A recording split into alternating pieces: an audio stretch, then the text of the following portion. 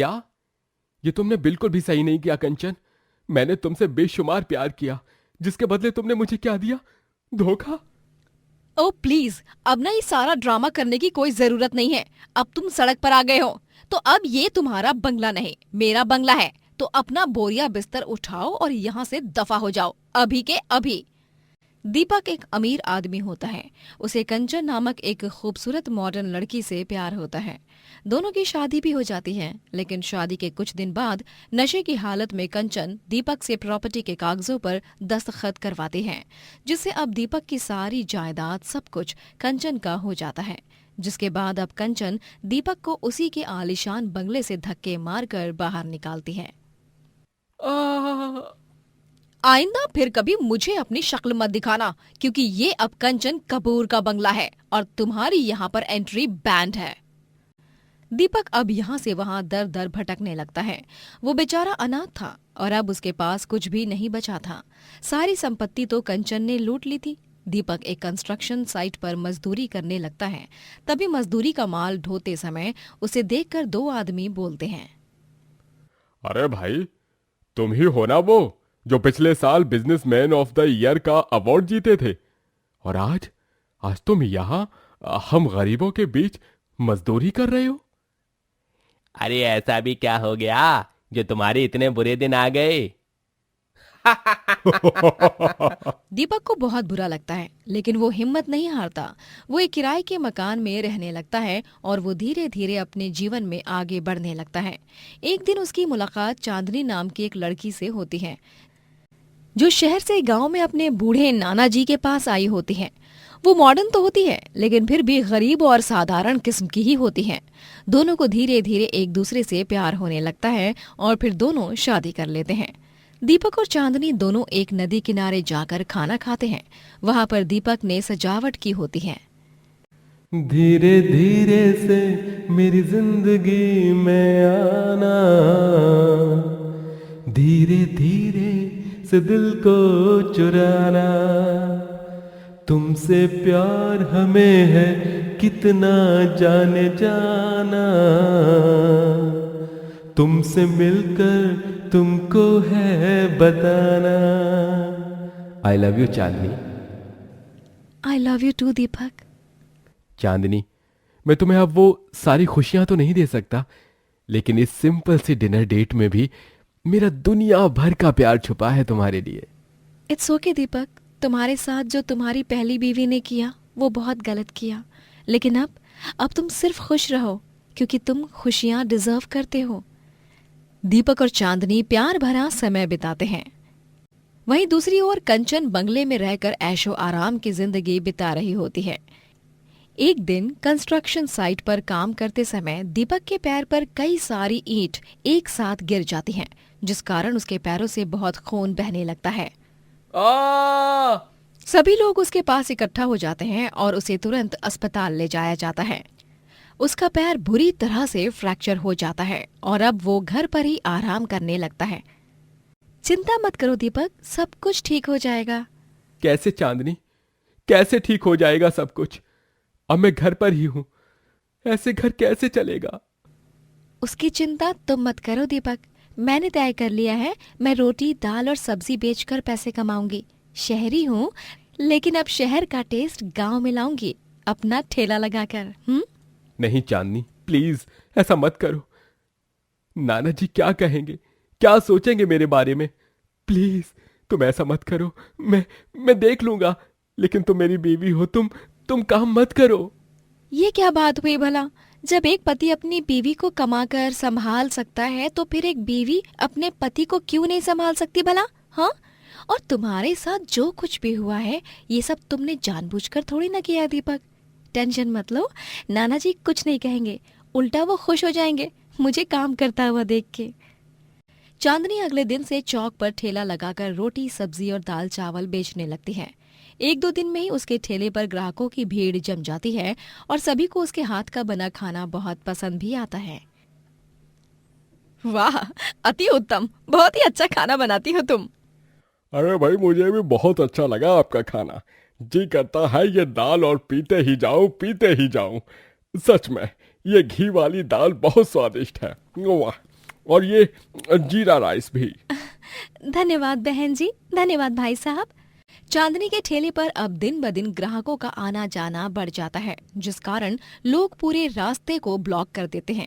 एक दिन सरपंच के आदमी आकर चांदनी से कहते हैं, ओ मैडम जी, तुम्हारे ठेले के कारण पूरी चौक भर जाती है। या तो अपने ठेले को 2 दिन में यहाँ से हटाओ, या फिर एक ढाबा बना लो जिसमें तुम्हारे सारे ग्राहक चैन से बैठकर खाना खा सकें। यूं रास्ते पर खड़े होकर रास्ता ना ब्लॉक करें। माफ कीजिएगा भाई साहब, मैं इस बात को ध्यान में रखूंगी। 2 दिनों के बाद से आपको शिकायत का मौका नहीं मिलेगा। ठीक है। चांदनी अब चिंता में पड़ जाती है। वो ये बात अपने नाना जी और दीपक को भी बताती है। तभी मुझे माफ कर दो चांदनी, मेरे इस फ्रैक्चर्ड पैर की वजह से तुम्हें ये सब झेलना पड़ रहा है, वरना तुम्हें इतना काम करने की कोई नौबत ही नहीं आती। फिर वही बात, दीपक तुम क्यों बार बार खुद को कोस रहे हो? इट्स ओके, प्लीज खुद को कोसना बंद करो। तुम ये सब जानबूझकर नहीं कर रहे हो। अरे चांदनी बिटिया, मेरे पास एक सुझाव है। अब हमारे पास कोई मकान तो है नहीं जिसमें हम ढाबा खोल सकें। हाँ, तुम मेरे दोस्त जयंती लाल की खेत के बांस की लकड़ियों को तोड़कर एक बांस का ढाबा बना लो। बांस का ढाबा? ये कैसे मुमकिन है नाना जी? अरे मुमकिन है बेटा। कुछ दिन पहले ही मैं एक अखबार में देख रहा था, किसी गांव में एक परिवार ने बांस का घर बनाया था। हाँ नाना जी, मैं जानती हूँ, ये एक बहुत ही बढ़िया सुझाव है। बांस के ढाबे से ढाबे में शुद्ध हवा और ठंडक बनी रहेगी और वो दिखने में भी बहुत सुंदर लगेगा। चांदनी जयंतीलाल के खेत से बांस की लकड़ियां तोड़कर लाती है और वो और 2 मिस्त्रियों की मदद से एक बांस का ढाबा तैयार करते हैं और उस ढाबे में सभी ग्राहक बैठकर सुकून से खाना खाते हैं। पूरे गांव में चांदनी का बांस का ढाबा एक आकर्षण बन जाता है। वहां दूसरी ओर बंगले में चोरी होती है और कंचन का दीपक से लूटा हुआ सारा धन भी चोरी हो जाता है। वो बुरी तरह कंगाल हो जाती है। जब उसे अपनी सौतन के बांस के ढाबे के बारे में पता चलता है, तभी वो गुस्से से आग बबूला हो जाती है। अच्छा, तो उस दीपक ने दूसरी शादी कर ली है और तो और उसकी बीवी का बांस का ढाबा पूरे गांव में फेमस भी हो गया है। लेकिन मेरे होते हुए मैं उन्हें खुश नहीं देख सकती, मैं उन्हें बर्बाद कर दूंगी। कंचन चांदनी के ढाबे पर बॉम्ब प्लांट करने आ जाती है। तभी वो चांदनी को देखकर स्तब्ध रह जाती है और उसकी आंखें भर आती हैं। चांदनी, ये मेरी बचपन की दोस्त है। इसका मतलब इसकी शादी दीपक से हुई है। हम दोनों साथ में खेले हैं, साथ में बड़े हुए हैं। नहीं, मैं अपनी सहेली का घर नहीं तोड़ूंगी। ये गुनाह मैं नहीं करूंगी। कंचन पीछे हो जाती है। तभी उसे वहां पर भगवान जी नजर आते हैं। बुराई में कुछ भी नहीं रखा है बेटा। अगर तुम दूसरों को खुश रखोगी तभी ही खुद भी खुश रह पाओगी। इसलिए बुरा काम करना छोड़ दो, फिर देखना तुम्हारे जीवन में सिर्फ अच्छाई ही होगी। इतना कहकर भगवान जी अदृश्य हो जाते हैं। कंचन को अपनी गलती का एहसास हो जाता है। वो दीपक को उसका बंगला वापस दे देती है और शहर चली जाती है। वो वहां जाने के बाद अच्छे कर्म करती है और ईमानदारी से खुद कमाकर अपना जीवन यापन करती है। वहीं दीपक भी फिर से अपना काम शुरू करता है और थोड़े सालों बाद वो फिर एक बिजनेसमैन बन जाता है। चांदनी भी खूब तरक्की करती है और वो कई शहरों में अपने रेस्टोरेंट खोलती है। सूरजपुर में शौर्या नामक एक गरीब आदमी रहा करता था, जिसका गांव में एक ढाबा था। शौर्या अपनी बीवी रीमा के साथ रहा करता था। रीमा और शौर्या दोनों की हाल ही में शादी हुई होती है। शौर्या, तुम बहुत उदास उदास लग रहे हो। अब सब ठीक तो है ना? क्या बताऊं रीमा, ढाबे पर सिर्फ इक्का दुक्का ग्राहक ही आ रहे हैं। आज भी मुश्किल से बोनी हुई है। मैं तो बहुत परेशान हो चुका हूं। समझ ही नहीं आ रहा है कि क्या करूं और क्या नहीं। कैसे घर चलेगा, कैसे होगा सब कुछ पता नहीं। मुझे माफ करना रीमा, शादी के बाद हमें अच्छी अच्छी बातें करनी चाहिए, लेकिन मैं तुमसे। खबरदार, अगर आइंदा से माफी मांगी तो। शौर्य, हम दोनों एक दूसरे से आज प्यार नहीं कर रहे हैं, हम दोनों एक दूसरे से कितने समय से प्यार करते आ रहे हैं। पहले तो तुम्हारा ढाबा बहुत मशहूर था, लेकिन अब क्या हो गया अचानक? तुम तो इतना बढ़िया खाना भी बनाते हो।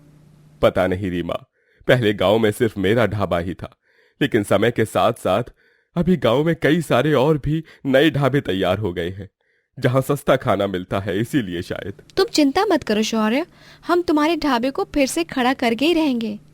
रीमा शौर्य को एक सुझाव देती है। शौर्य, हम अपने ढाबे पर ऑफर्स रखेंगे, डिस्काउंट्स रखेंगे, चैलेंजेस रखेंगे। इन सारी मार्केटिंग स्ट्रैटेजी से हमारा ढाबा फिर से चल पड़ेगा, देखना तुम। हाँ रीमा, तुम जो कह रही हो वो सब तो एकदम सही है, लेकिन बस ये स्ट्रैटेजीज काम कर जाए। रीमा और शौर्य अपने ढाबे के बाहर ऑफर और डिस्काउंट के बोर्ड लगाते हैं। उन्हें उम्मीद थी कि ग्राहक उन बोर्ड्स को देखकर ढाबे में खाना खाने जरूर आएंगे, लेकिन अफसोस, उनके ढाबे पर उस दिन भी कोई नहीं आता। वो लोग बहुत दुखी हो जाते हैं। देखा रीमा, मैंने तुमसे कहा था ना, हमारी मेहनत कोई रंग वंग नहीं लाएगी। निराश मत हो शौर्य, सब ठीक हो जाएगा, बस हिम्मत रखो। अगर यूं इतनी आसानी से हार मान जाओगे ना तो कैसे चलेगा, बताओ भला। तो फिर क्या करूं मैं थक गया हूं अब। मेरे पास एक और आइडिया है जो हमारे ढाबे में ग्राहकों को खींच लाएगा। वो ये है कि हम अपने दोस्त और आस पड़ोस के लोगों को अपने ढाबे पर बैठकर खाना खाने के लिए बोलेंगे और पूरा ढाबा भरा भरा होगा। तभी है ना, जिसे देखकर सब लोगों को हमारे ढाबे में आने का मन करेगा। हाँ रीमा, ये तो बहुत ही अच्छा आइडिया है और इससे अच्छी मार्केटिंग भी हो सकती है, क्योंकि हम साइकोलॉजिकली सोचें तो हम उसी जगह जाते हैं जहां ज्यादा लोग हों, क्योंकि भीड़ देखकर ही हमारे मन में एक विश्वास बैठ जाता है कि वो जगह सही है।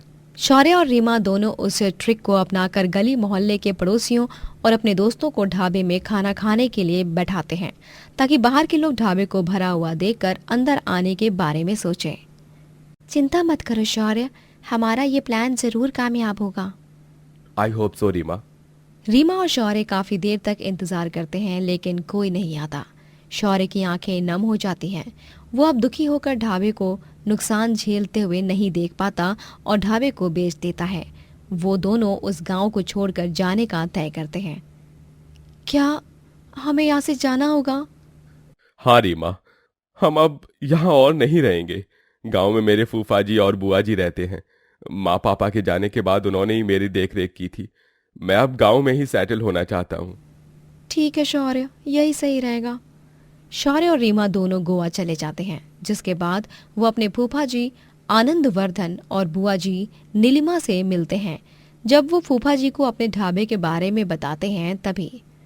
अरे देखो शौर्य बेटा, यहाँ गांव में तो तुम अपना ढाबा खोल नहीं सकते, क्योंकि यहाँ के खाने का स्टाइल ही कुछ और है। लेकिन एक मिनट, तुम यहाँ पर अपने खाने का स्टाइल ला सकते हो, और वो भी मेरे साथ काम करके। कैसी बात कर रहे हो आनंद? शौर्य एक शेफ है और तुम्हारा हॉट एयर बलून राइड का बिजनेस है। अब क्या शौर्य तुम्हारे साथ आसमान में हॉट एयर बलून में खाना बनाकर बेचेगा? कुछ भी बोलते हो। हाँ। अरे नीलिमा, अभी जो कुछ भी तुमने बोला वो एकदम सही बोला है। हाँ, अब शौर्य खोलेगा अपना ढाबा, वो भी आसमान में, बादलों के बीच। शौर्य का हॉट एयर बलून ढाबा। फूफा जी की ये बात सुनकर सभी चकित हो जाते हैं। होए भी क्यों ना, भला आसमान में कोई ढाबा कैसे खोल सकता है? फूफा जी, ये आप क्या कह रहे हो? आसमान में, और वो भी एक हॉट एयर बलून ढाबा, ये कैसे मुमकिन हो सकता है? हाँ फूफा जी, मुझे भी ये बात समझ नहीं आई। अरे मेरे लाल, जैसे हर एक सवारी में बैठने के बाद लोगों को उस सफर का मजा उठाने के लिए कुछ ना कुछ खाने को लगता है, वैसे ही हॉट एयर बलून की राइड करते समय भी मेरे कस्टमर्स काफी चीजों की क्रेविंग करते हैं, और मेरे हॉट एयर बलून में बहुत स्पेस है। तुम अपने खाने के चार्जेस डबल कर दो, देखना ग्राहक आसमान में खाना खाने के लिए जरूर खर्च करेंगे। वाह फूफा जी, तुसी ग्रेट हो, एकदम सॉलिड आइडिया दिया है आपने मुझे। भगवान करे बस ये आइडिया काम कर जाए। हाँ बुआ जी, लगता है भगवान भी यही चाहते थे, इसीलिए शौर्य और मुझे यहाँ गोवा में ले आए। फूफा जी और शौर्य दोनों अब हॉट एयर बलून राइड्स की जगह पर जाते हैं और हॉट एयर बलून में सारा खाना बनाने का सामान सेट किया जाता है, जिसके बाद वो लोग उसमें सवार होकर उड़ जाते हैं। ग्राहक आसमान में बादलों के बीच स्वादिष्ट और गर्मा गर्म पदार्थ खाते हैं। अरे वाह, दिस इज फिनोमिनल। अरे बादलों के बीच बर्गर खाना, ये कभी सोचा नहीं था मैंने। थैंक यू शौर्य भाई साहब, आपके इस हॉट एयर बलून ढाबे में बहुत मजा आ रहा है। सच कहूं तो उड़ते हुए सवारी लेने से ज्यादा मजा आपके हाथ के इन यमी यमी डिशेस को खाने में आ रहा है। Thank you thank you. धीरे धीरे शौर्य का हॉट एयर बलून ढाबा ऊंचाइयां छूने लगता है। लोग फोटोज और वीडियोस क्लिक करके सोशल मीडिया पर पोस्ट करते हैं, जिससे शौर्य काफी फेमस हो जाता है। ये देखो शौर्य, तुम्हारे हॉट एयर बलून ढाबे में आने के लिए अभी से लोगों ने बुकिंग्स शुरू कर दी है। और तो और पिछले 2 दिनों से तुम ही इंटरनेट पर ट्रेंड कर रहे हो। तुमने तो ट्रेंडिंग लिस्ट में फेमस बॉलीवुड सेलिब्रिटीज तक को पीछे छोड़ दिया।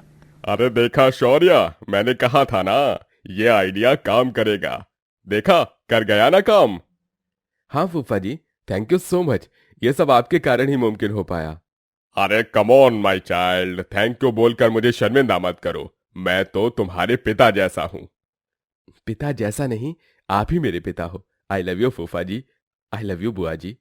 शौर्य के हॉट एयर बलून में बैठकर खाना खाने का सुनहरा एक्सपीरियंस लेने के लिए अब दूर दूर से लोग आने लगते हैं। बहुत ही अलग एक्सपीरियंस है ये, ऊपर से आपके हाथ का खाना, ओहो माइंड ब्लोइंग। मन तो कर रहा है कि यही बादलों में रहूं और आपके हाथ के टेस्टी डिशेस खाती जाऊं। आप ऐसा भी कर सकती हैं मैम, किसी ने आपको रोका नहीं है। शौर्य इतना फेमस हो जाता है कि लोग उसके पास इंटरव्यूज लेने आते हैं और तो और उसे टीवी के रियलिटी शोज में भी बुलाया जाता है। शौर्य अपने हॉट एयर बलून ढाबे से ढेर सारी सफलता प्राप्त कर लेता है और जीवन में खूब आगे बढ़ जाता है। जिस शौर्य को कभी सिर्फ असफलता ही मिलती थी, आज वो बादलों में अपने जायके से लोगों के दिलों में जगह बना रहा है। जीवन में हमें कभी भी हार माननी नहीं चाहिए और हमेशा कुछ नया और हटके करते रहना चाहिए।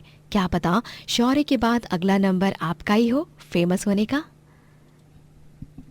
प्रमोद एक गरीब इडली वाला था जो गांव में अपने माता पिता बंसीलाल और सुचित्रा के साथ रहा करता था। उसके माता पिता बहुत बूढ़े हो चुके थे। प्रमोद बड़ी ही मेहनत और मशक्कत करता, लेकिन उसके बावजूद भी उसके इडली ठेले पर ज्यादा लोग नहीं जाते। अरे इडली ले लो, इडली स्वादिष्ट और मजेदार इडली, स्वाद ऐसा कि दीवाने हो जाओगे। अरे इडली ले लो, इडली आओ आओ, इडली खाओ, इडली खाओ, इडली ले लो। नमस्ते भाई साहब। हाँ जी नमस्ते, बताइए कितनी प्लेट दूं इडली? सुबह से दोपहर हो चुकी थी और ये प्रमोद का पहला ग्राहक था। प्रमोद बहुत खुश हो चुका था, लेकिन अरे नहीं नहीं भाई साहब, मैं कोई इडली वगैरह खरीदने नहीं आया। मैं तो एक जगह का पता पूछने आया था। ये क्या आप मुझे बता सकते हैं कि इस गांव का हनुमान मंदिर कहाँ है?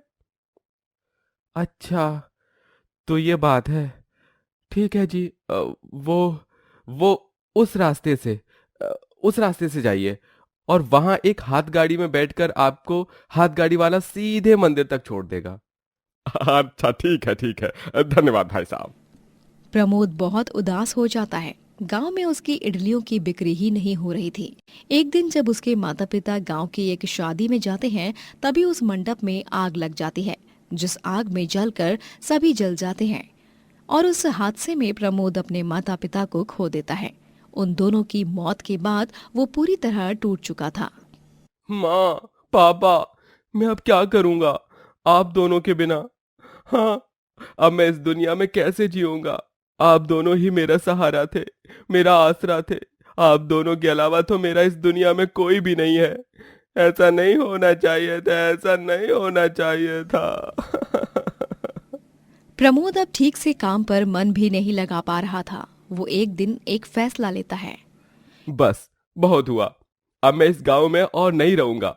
यहाँ रहकर मेरी इडली की बिक्री भी नहीं हो रही है। ये नुकसान झेलने से अच्छा यही रहेगा कि मैं शहर जाकर रहूं। गांव और शहर की जनसंख्या में जमीन आसमान का फर्क होता है। वैसे भी यहाँ रहकर मुझे पल पल माँ पापा की याद सता रही है। मुझे हिम्मत बांधकर मजबूत होना होगा हर हाल में। प्रमोद अब अपना सारा सामान लेकर शहर आ जाता है, जहाँ पर एक चौल में वो किराए के एक मकान में रहने लगता है। प्रमोद शहर में इडली बेचने लगता है और तभी उसके पास ज्यादा ग्राहक नहीं आते। गांव से शहर में आ गया, अब क्या मैं चांद पर जाकर इडली बेचूं? हे भगवान, इतनी परीक्षा क्यों ले रहे हो मेरी आप? मुझे कुछ समझ नहीं आ रहा कि मैं अब क्या करूं। प्रमोद बाकी ठेलों की तरफ देखता है। सभी देसी पदार्थ ही बेच रहे होते हैं, लेकिन एक मॉडर्न स्टाइल में, जैसे कि omelette paratha, burger samosa, egg samosa, momo kachori. अच्छा, तो अब समझा, ये सभी मॉडर्न स्टाइल में खाना बेच रहे हैं। लेकिन मुझे तो सैंडविच के अलावा और कुछ मॉडर्न डिश नहीं आती। अरे वाह, आइडिया! क्यों ना मैं इडली सैंडविच बनाकर बेचूं? हाँ, ये एकदम सॉलिड आइडिया रहेगा। सभी इडली सैंडविच को बड़े ही चाव से खाएंगे, क्योंकि सैंडविच एक बहुत ही फेमस स्ट्रीट फूड है। प्रमोद इडली और सैंडविच का मिलन करके इडली सैंडविच बनाकर बेचने लगता है। उसके ठेले पर बहुत से लोग इडली सैंडविच खाने आने लगते हैं और सभी को इडली सैंडविच बहुत पसंद भी आता है।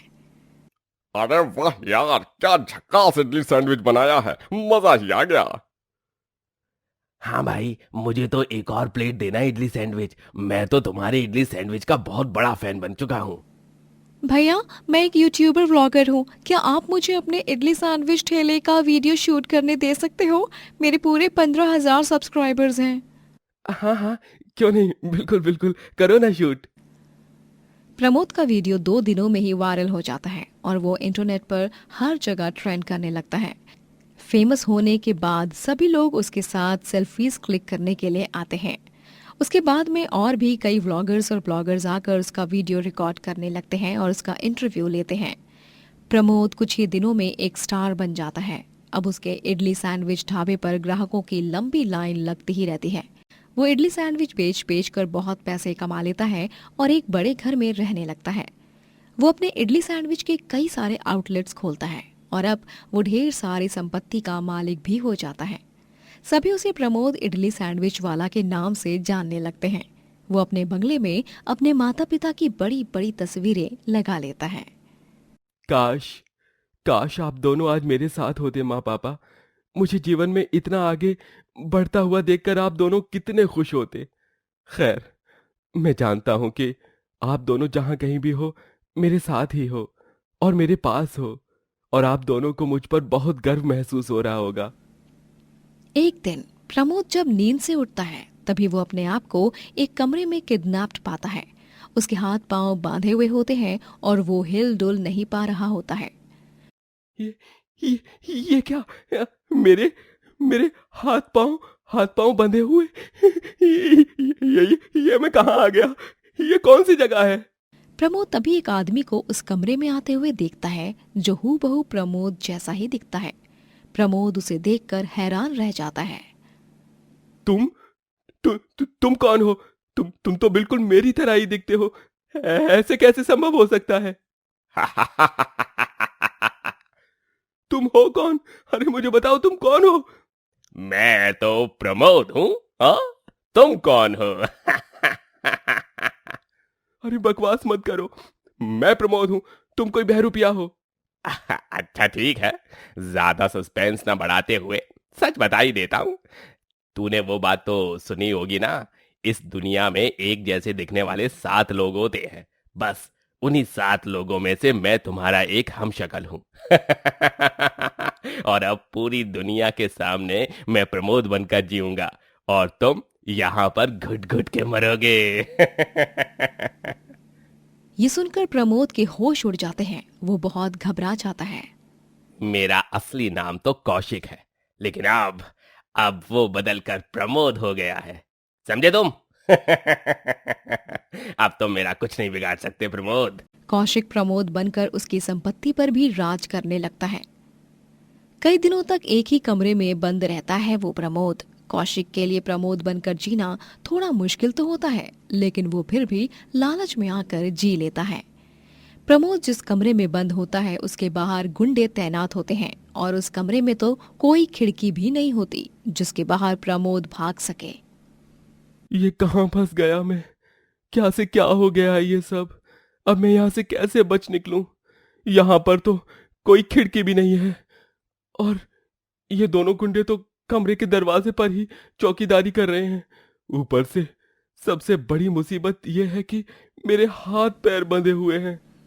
प्रमोद के लिए अब उस जगह से निकलना बहुत ही मुश्किल हो चुका था। तभी प्रमोद को एहसास होता है कि उसके शर्ट की जेब में पैसों का बंडल पड़ा है।